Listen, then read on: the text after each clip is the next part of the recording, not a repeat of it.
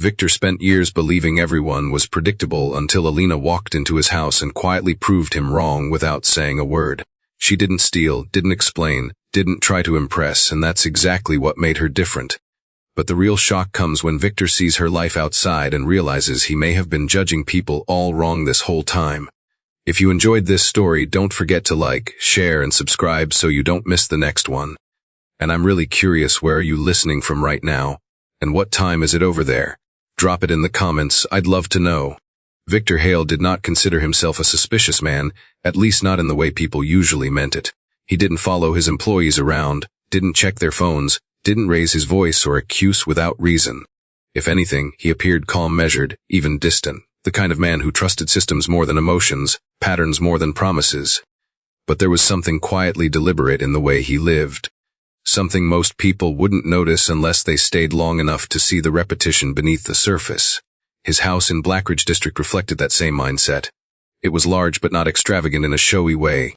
Everything had a place, and more importantly, everything had a purpose. The furniture was chosen for function as much as aesthetics, the lighting soft but precise, the layout open yet controlled. It didn't feel empty, but it didn't feel lived in either. It felt managed, like a space that existed to be maintained rather than enjoyed. Victor lived alone, and he preferred it that way, or at least, that was what he told himself. Years ago, he had learned that people often revealed their true nature not in what they said, but in what they did when they believed no one was paying attention.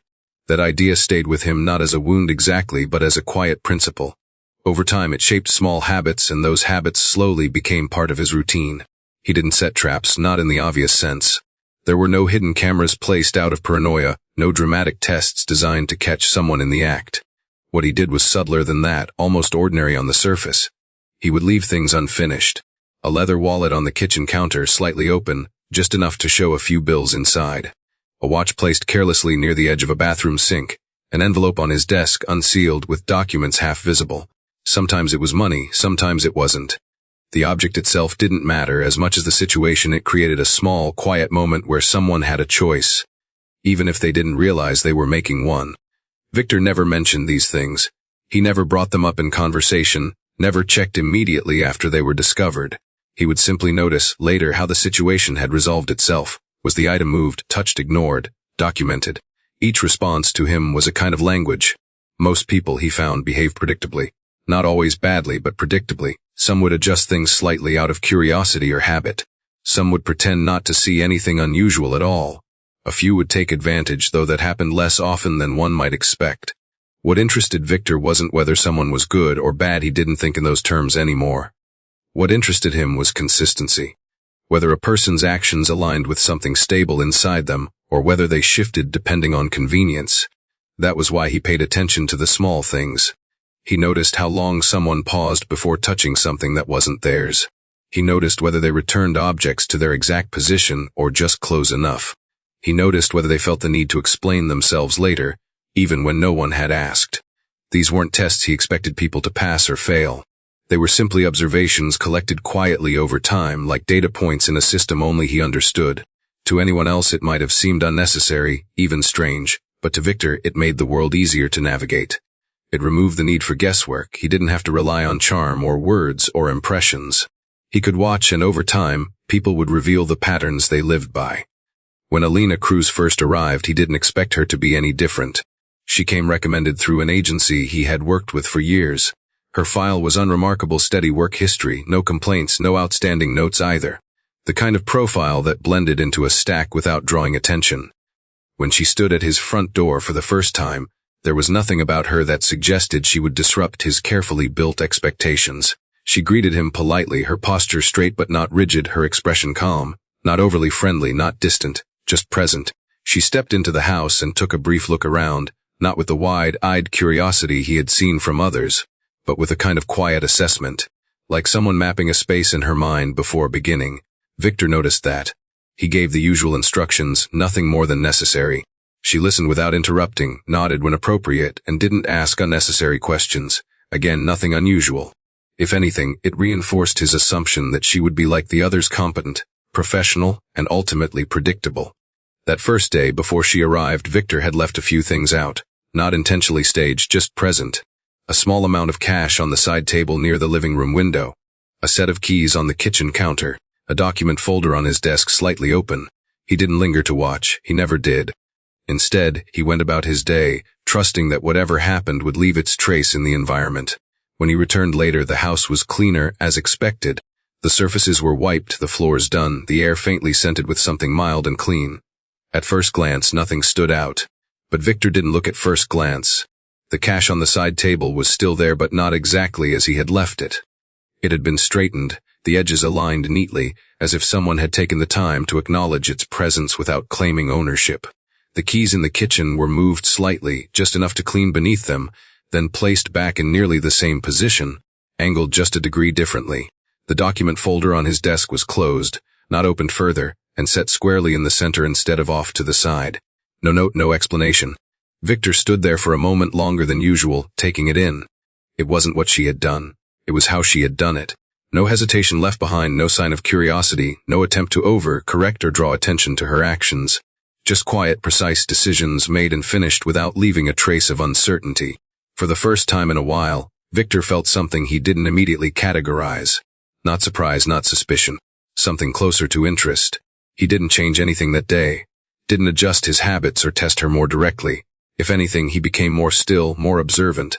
Because whatever Elena Cruz was doing, it didn't fit neatly into the patterns he had grown used to. And that, more than anything, was enough to make him keep watching.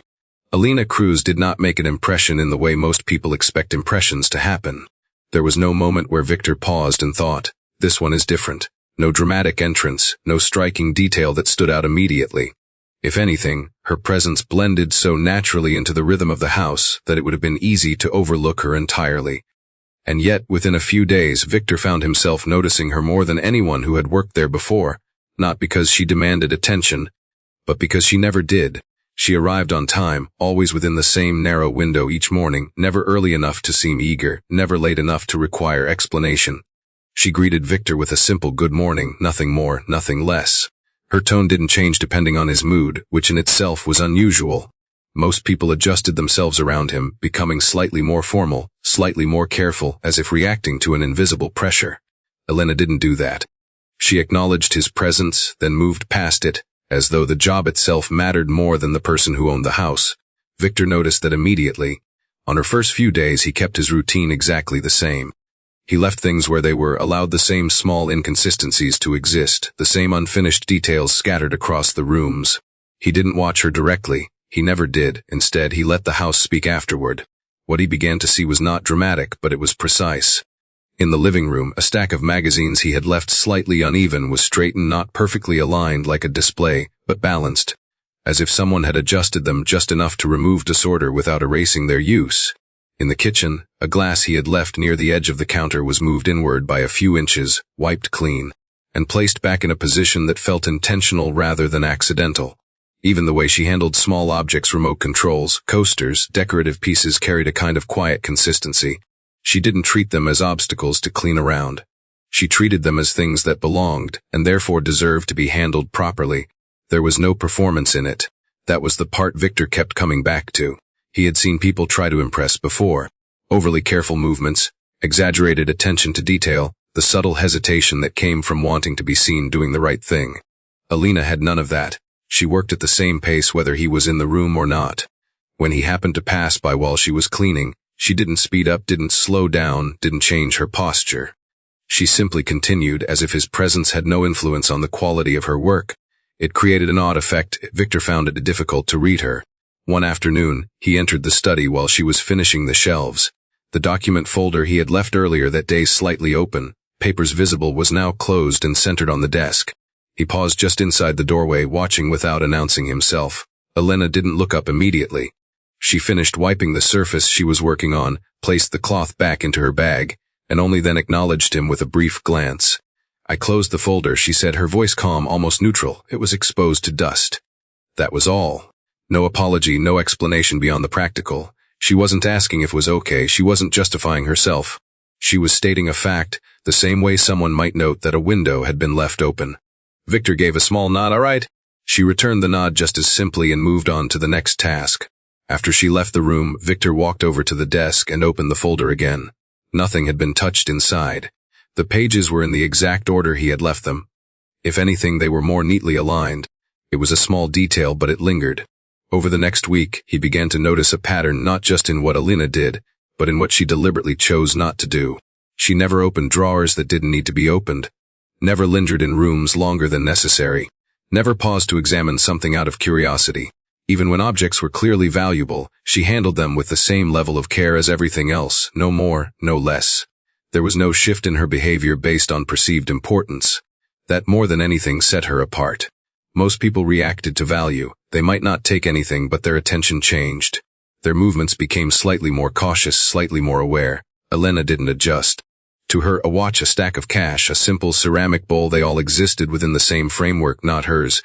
Therefore not to be interfered with beyond what the job required. Victor found himself testing that boundary without fully intending to.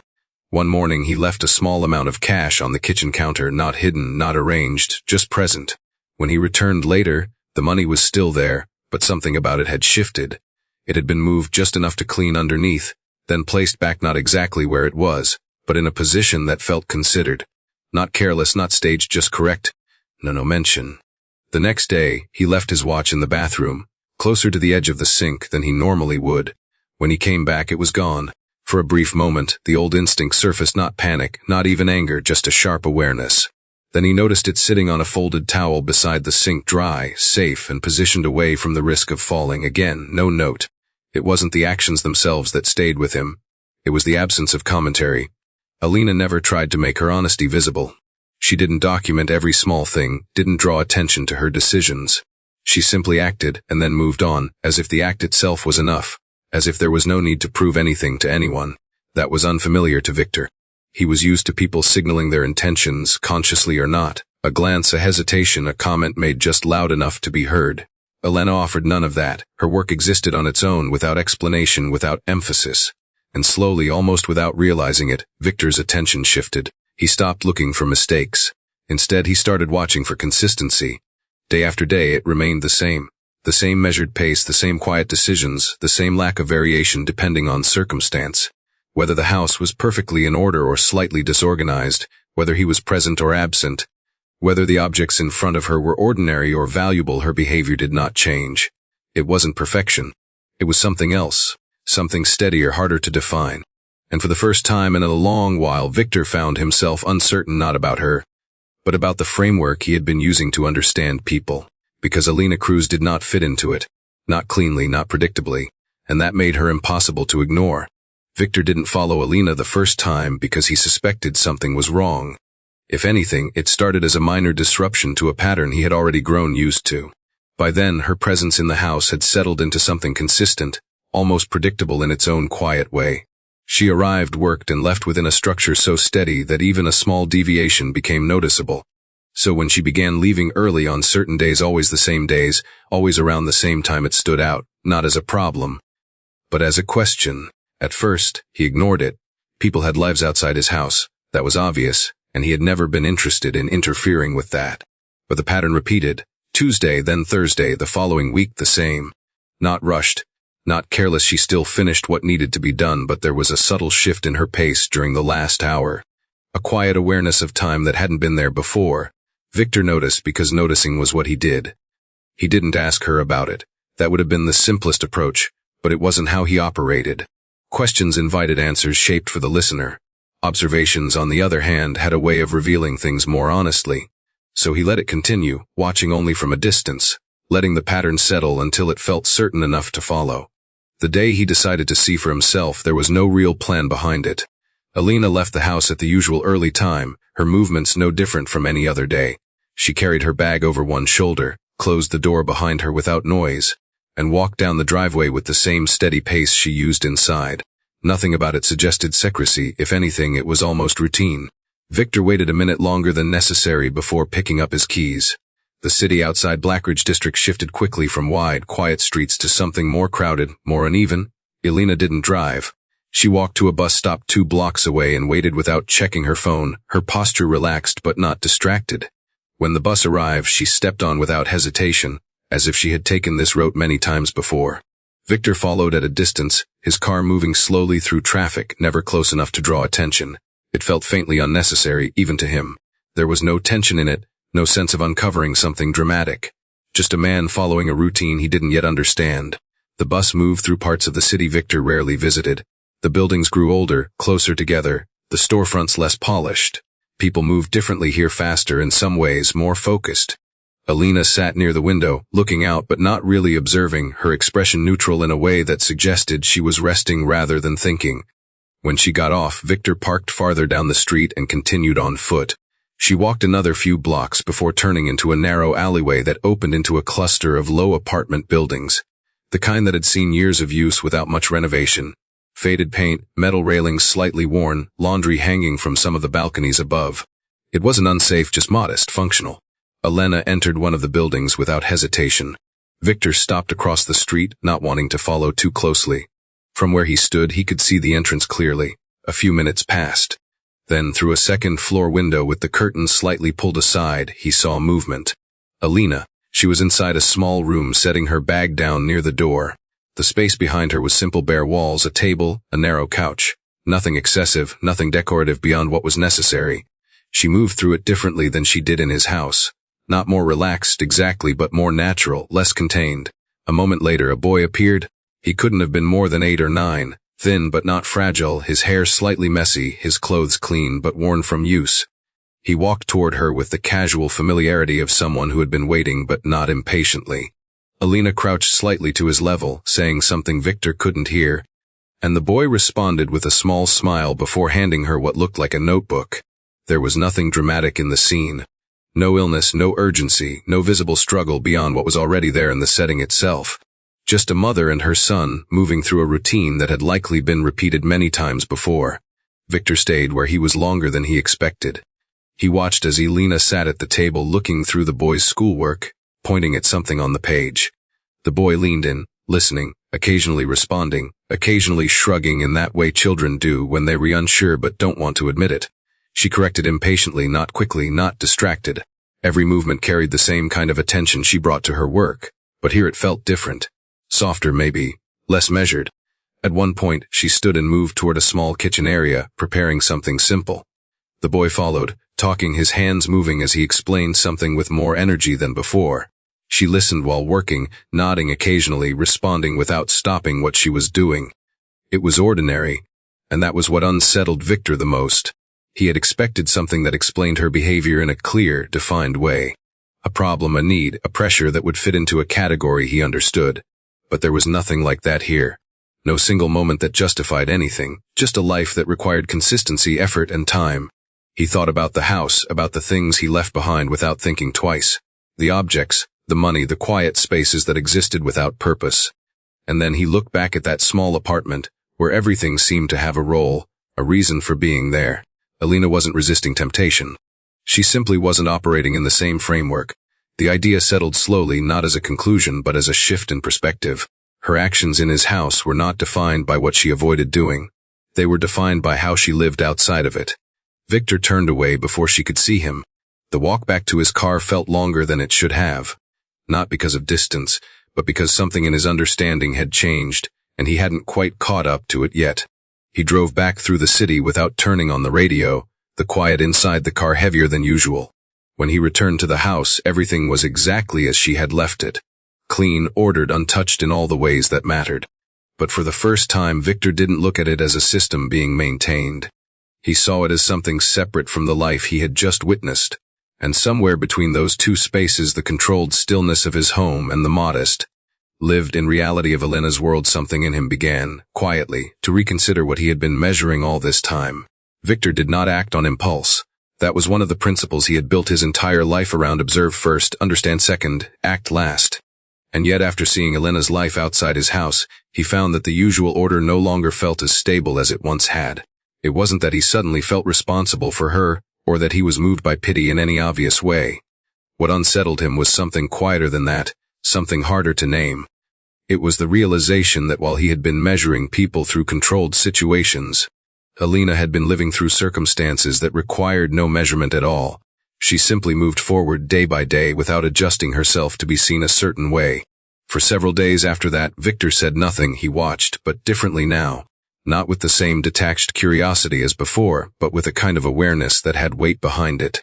When Elena worked, he noticed details he had previously overlooked, not because they weren't there, but because he hadn't known to look for them.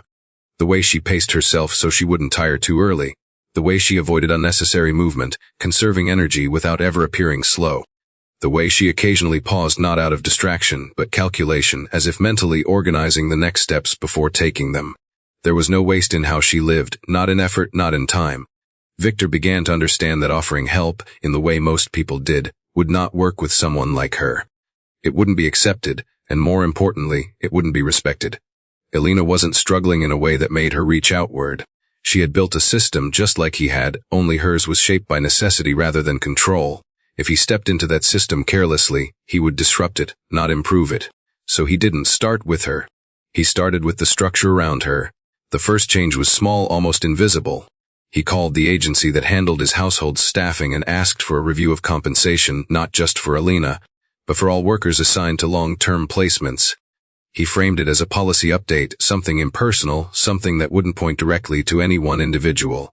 The numbers were adjusted upward, not dramatically, but enough to reflect stability rather than minimum expectation. When Elena received the update, she didn't mention it. She simply acknowledged the new terms with a brief nod and continued working as she always had. That told him he had approached it correctly. Next, he looked at time. He had noticed the way Elena managed her schedule, how tightly structured it was, how little flexibility she allowed herself. It wasn't rigidity, it was necessity. So instead of asking her to stay longer or take on more, he did the opposite. He spoke to her one morning, not in the tone of an employer making a request, but in the same neutral tone he used for everything else. "If you ever need to adjust your hours," he said, standing near the kitchen counter, "you can let me know in advance. As long as the work is done, the schedule is flexible." Elena paused, just briefly, as if considering not the offer itself but the intention behind it. "Understood," she said. She didn't thank him. She didn't question it. But the following week, on one of the days she usually left early, she finished slightly later. Not much, 15, maybe 20 minutes, but enough to show that she had adjusted something. Not because she had to, but because she could. Victor noticed that too. The third change took longer. It required him to step slightly outside his usual boundaries, though not in a way that felt forced. Through one of his business connections, he was aware of a local academic program that supported students from low-income backgrounds, scholarships, tutoring, structured mentorship. It wasn't charity in the obvious sense. It was selective, performance-based, designed to reward consistency rather than need alone. He didn't connect it to Elena directly. Instead, he mentioned it casually one afternoon, as if recalling something unrelated. "There's a program opening applications next month," he said while reviewing something at the dining table. "It's for students with strong academic performance, competitive but well supported." Elena was cleaning nearby. She didn't stop working, but she listened.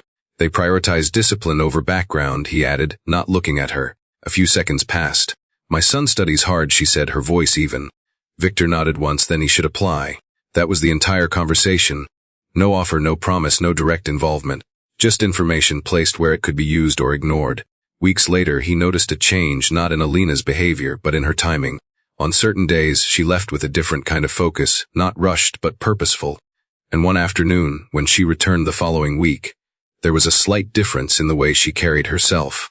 Not lighter, not relieved, just aligned, as if something had moved forward. She didn't tell him. He didn't ask. That, too, was part of the understanding forming between them. The most telling moment, however, came unexpectedly. Victor had left a sealed envelope in his study, not intentionally, not as part of any observation. It contained a significant amount of cash, meant for a private transaction he had postponed and then forgotten about entirely. It sat there for 2 days, untouched in his mind. When he finally remembered, it was late in the evening. The house was quiet, Elena long gone for the day. He went to the study expecting to find it exactly where he had left it. It wasn't on the desk. For a brief second, the old instinct returned, that sharp, automatic awareness. But it faded almost immediately as he noticed the drawer beneath the desk slightly ajar. He opened it. The envelope was inside, placed flat, undisturbed. Next to it was the key to the drawer, set carefully, not hidden, not emphasized, just there. No note. Victor stood there longer than necessary, his hand resting on the edge of the drawer. It wasn't just that she had secured it. It was how she had chosen to do it. She hadn't drawn attention to the situation, hadn't documented it, hadn't made it visible. She had simply recognized a risk and resolved it in the most direct way possible, then stepped back as if it had never been her decision to begin with. There was no performance in that. no need to be acknowledged. And in that moment, Victor understood something he hadn't fully grasped before. Elena didn't operate based on being seen or even on being evaluated. Her decisions came from a place that didn't require external confirmation. Whether anyone noticed or not was irrelevant. The following morning, when she arrived, nothing in her behavior suggested she was waiting for a response. She greeted him the same way, moved through the house the same way, worked with the same steady rhythm. Victor didn't mention the envelope, but something in his tone shifted when he spoke to her that day, something subtle but unmistakable. "Good morning, Elena," he said. And for the first time, there was a trace of something unfamiliar in his voice. Not authority, not distance, something closer to respect. Change for Victor Hale did not arrive as a sudden decision or a clear turning point. It didn't come with a moment where he sat down and told himself that he had been wrong all along. If anything, it was slower than that, so gradual it almost felt like nothing was happening at all. And yet over time, the way he moved through his own life began to shift in ways he couldn't ignore. It started with something small. He stopped leaving things out. Not consciously, not as a rule he had set for himself, but the habit simply faded. One morning, he reached for his wallet and, without thinking, placed it back into a drawer instead of leaving it on the counter. Another day, he finished reviewing documents and closed the folder properly, aligning it with the edge of the desk. There was no intention behind it, no experiment in mind. Just a quiet absence of the need to observe what would happen next. For years, those small setups had been part of how he understood people. Now, without them, the house felt different. Less like a controlled environment, more like a place where things simply existed as they were meant to. He noticed the difference in himself before he noticed it in anything else. He spoke more, though not in long conversations or dramatic shifts, just brief acknowledgments that hadn't been there before. "That's fine" instead of silence. "I appreciate it" instead of a nod. At first, the words felt unfamiliar, almost unnecessary. But Elena never reacted to them in a way that made them feel out of place. She accepted them the same way she accepted everything else, without exaggeration, without pause. And that made it easier to continue. There was one afternoon, sometime in early spring, when Victor found himself sitting in the living room longer than usual. He wasn't working, wasn't reading, wasn't doing anything in particular. Just sitting, watching the light shift across the floor as the day moved forward. Elena was in the next room, cleaning, her movements steady and unhurried. The house was quiet in a way that felt different from before, not empty, but calm. At some point, she stepped into the doorway. "I've finished the upstairs," she said. Victor looked up. "All right." She hesitated just slightly, then added, "I'll be done in about 20 minutes. He nodded again. "Take your time." It was a simple exchange, nothing significant in the words themselves. But after she left the room, Victor realized something he hadn't expected. He had meant it. Not as permission, not as instruction, but as a genuine statement. There was no urgency in him, no need for things to be completed within a precise frame. That, more than anything, marked the difference. Weeks passed and the changes continued in quiet ways. He began spending more time at home, not because he had to, but because he found himself less inclined to leave. The house no longer felt like a space to maintain, it felt inhabited. Not just by him, but by the presence of another routine that existed alongside his own. Elena's son Matteo appeared in that space gradually. The first time it was unplanned. Elena arrived one afternoon with him by her side, explaining briefly that his school had closed early and she had no one else to leave him with. She didn't ask permission in a pleading way. She stated it clearly as a situation that needed to be managed. Victor considered it for a moment, then stepped aside from the doorway. "That's fine," he said. Matteo entered quietly, his eyes moving across the space with a kind of contained curiosity. He didn't run ahead, didn't touch anything without reason. He stayed close to his mother at first, sitting at the edge of a chair with a book in his hands. Victor returned to his work, but not fully. He found himself listening to the small sounds in the background, the turning of pages, the soft exchange of words between mother and son, the occasional question asked and answered without interruption. It wasn't distracting. If anything, it added something to the space that hadn't been there before. Presence. Over time, Matteo came back a few more times, always under similar circumstances. Each visit followed the same pattern. He stayed out of the way, occupied himself quietly, and left without disruption. Victor never formally invited it, but he also never discouraged it. One afternoon, as Victor passed through the living room, he noticed Matteo sitting on the floor with a book spread open in front of him.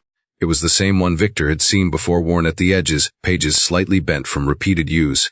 "What are you reading?" Victor asked, stopping nearby. Matteo looked up, surprised but not uncomfortable. "Science," he said, "about planets." Victor nodded. "Which one is your favorite?" The boy hesitated, thinking, Saturn, he said finally, because of the rings. Victor considered that makes sense. The conversation ended there, no follow-up, no attempt to extend it. But later that evening, Victor found himself searching for something online. Not out of obligation, not as a gesture, just interest. A few days later, a new book appeared on the shelf in the living room. Larger, more detailed. No note, no explanation. When Mateo saw it, he didn't ask where it came from. He simply opened it and began reading. Elena noticed. She didn't say anything immediately, but later, as she prepared to leave, she paused near the door. Thank you, she said. Victor looked up from where he was standing. For what? She glanced briefly toward the living room. You know? He held her gaze for a moment, then nodded once. It's a good book. She gave a small nod in return and left. That was enough. By the time summer arrived, the house had changed in ways that would have been difficult to explain to anyone who hadn't seen it before. It wasn't in the furniture, or the layout, or anything visible at first glance. It was in the way the space was used. The way voices carried through it. The way time seemed to move differently inside it. Victor still lived alone. Elena still worked there. Nothing had changed in any official sense. And yet everything felt slightly adjusted. One evening, after Elena had left and the house had settled into its usual quiet, Victor walked through the rooms without any particular purpose. He stopped in the study, looking at the desk where he had once left things out, waiting to see what would happen. Now there was nothing there except what needed to be there.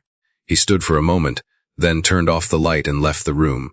Not because there was nothing to observe anymore, but because, for the first time in a long while, he didn't feel the need to. Honestly, this story doesn't feel like one of those big life lessons stories. It's much simpler, and maybe that's why it sticks. It just makes you realize that some people live the right way even when no one is watching, and that's actually rare. Not because it's complicated, but because it's consistent. Elena isn't impressive because of her situation. She's impressive because she doesn't let her situation change who she is. And Victor feels real too. He's like a lot of people who've been disappointed a few times and slowly start believing everyone is the same. But then all it takes is one person who doesn't fit that belief, and suddenly you're forced to rethink everything. If there's anything to take from it, it's probably this: being a decent person isn't about proving anything to others. It's about not losing yourself depending on the situation. And when you help someone, it matters how you do it, whether you're actually helping them stand, or just making them depend on you. At the end of the day, I think the biggest takeaway is not to become too rigid in how you see people. Because sometimes just one person doing things differently is enough to change your whole perspective.